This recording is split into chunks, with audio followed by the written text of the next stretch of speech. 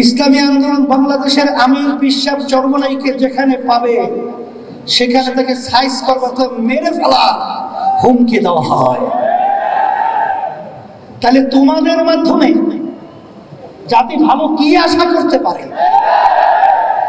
এখনই তো তোমরা সন্ত্রাসী কায়দায় বক্তব্য রাখছ, এই ছাত্র আন্দোলনের সংগঠনের ছাত্রদের বিশ্বাস চরমনাইয়ের ব্যাপারে বলে কি বলে? বিশ্বাস চরমনাই মিথ্যা বলে, নেশা খায়, তার নাম হলো বিশ্বাস চরমনাই। নাউযুবিল্লাহ, ধিক্কার জানাই। নেশা কাকে বলে না বুঝতে হবে। নেশা বলা হয় যেটা সেবনের মাধ্যমে তার স্বাভাবিক অবস্থান থাকে না, তার ব্রেন বিকৃতি ঘটায়। নেশাখোর বিশ্বাস চরমনাই তোদের বক্তব্যই প্রমাণ করেছ নেশাখোর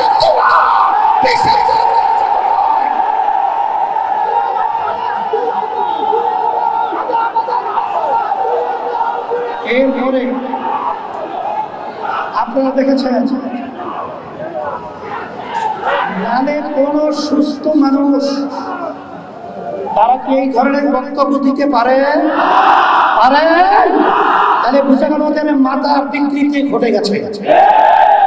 তাহলে প্রমাণিত হয়ে গেল যে তোরাই হলো প্রকৃতির সাগর। এরপরে বক্তব্য রাখা হয় আমরা নাকি খয়রাত চাই, খয়রাত খাই। আমরা ছোটবেলায় শুনছিলাম যাদের আর্থিক সচ্ছলতা নাই তারা মানুষের কাছে পয়সা চায়, টাকা চায়, কিন্তু আল্লাহর রহমতে আপনাদের দোয়ায় বিশ্বাস চরমনাই ইসলামী আন্দোলন বাংলাদেশের আমি বর্তমানে দায়িত্ব পালন করছি। শুধু আমি নয়, আমার বাবা, আমার দাদা, আমার দাদার দাদা, তারাও কিন্তু আলহামদুলিল্লাহ অর্থনৈতিক ভাবে আল্লাহ অনেক সচ্ছল রেখেছেন। আমার আব্বা জান রাহমাতুল্লাহি আলাইহি তিনি কিন্তু প্রথম জীবনে যখন হজ করেছিলেন তখন তিনি নিজের ব্যবসার টাকা দিয়া দাদাজান থাকা অবস্থায় বাপের টাকা নেয় নাই, তার নিজের ব্যবসার টাকা দিয়া তার উপরে হজ খরচ করেছে। সেই টাকা দিয়ে তিনি হজ করেছে। আর তোরা বলছো আমরা ভিক্ষা করি, ভিক্ষা নেই। আসলে প্রকৃত ভিক্ষুক কারা আজকে বাংলাদেশে প্রমাণিত হয়ে গেছে। আজকে সর্বক্ষেত্রে তোরা চাঁদাবাজি করো, তোরা আজকে ভিক্ষুক হয়ে বাংলার জমিনে ইতিহাস প্রকাশ করেছে। এই হিসাবে আমি বলবো যে আমাদের কি বলা হয়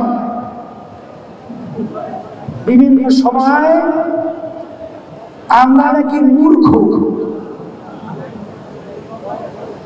মূর্খর ব্যাখ্যা কোনটা আমি তো জানি না, কারণ আমি তো দস্তখত করতে জানি। মূর্খরা দস্তখত করতে জানে না, আমি তো পড়তে পারি। তাহলে মূর্খ আমার পড়ে কিভাবে?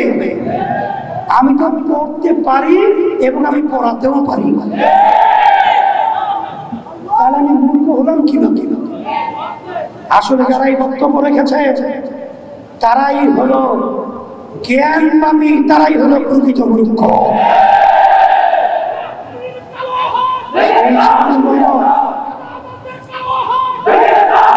বাংলাদেশের মধ্যে সুষ্ঠু ধারা রাজনীতি করার মতো পরিবেশ কেমন জানি দিনের দিন নষ্ট হতে চলছে। কিন্তু আমাদের দুঃখ হয় এই দেশটা আমার, এই দেশটা আমি জন্মগ্রহণ করেছি, এই দেশের মহব্বত এটা ঈমানের একটা অংশ। সে লক্ষ্যে আপনারা দেখেছেন জুলাই 5ই আগস্ট ইসলামী আন্দোলন বাংলাদেশ, আমরা কিন্তু একমাত্র ইসলামের এই ব্যানার নিয়ে সর্বপ্রথম ন্যায়ের পক্ষে অন্যায় প্রতিবাদে আমরা এই বাইতুল মুকাররমের উত্তর গেটে প্রথম সমাবেশ মিটিং মিছিল করেছিলাম। আপনারা দেখেছেন 1987 সাল ইসলামী আন্দোলন বাংলাদেশ প্রতিষ্ঠিত হয়েছে। অদ্যাবধি পর্যন্ত আমাদের একটা এমপিও কিন্তু আমাদের দলীয় ব্যানারে সংসদে যায় নাই। এর অর্থ কি?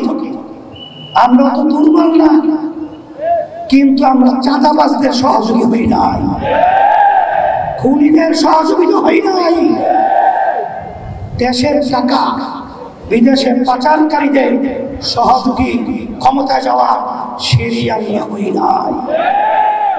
সেই হিসাবে এখন 5ই আগস্টের পরে সুন্দর একটা দেশ গড়ার মতো পরিবেশ তৈরি হয়েছে। আমি যুবকদেরকে বলবো, তোমরা যদি আজকে ন্যায়ের পক্ষে অন্যায়ের প্রতিবাদে আওয়াজ তুলতে পারো, তাহলে আল্লাহর রহমতে, আল্লাহর খাস মেহেরবানিতে এই দেশ একটা সুন্দর দেশে পরিণত হবে ইনশাআল্লাহ।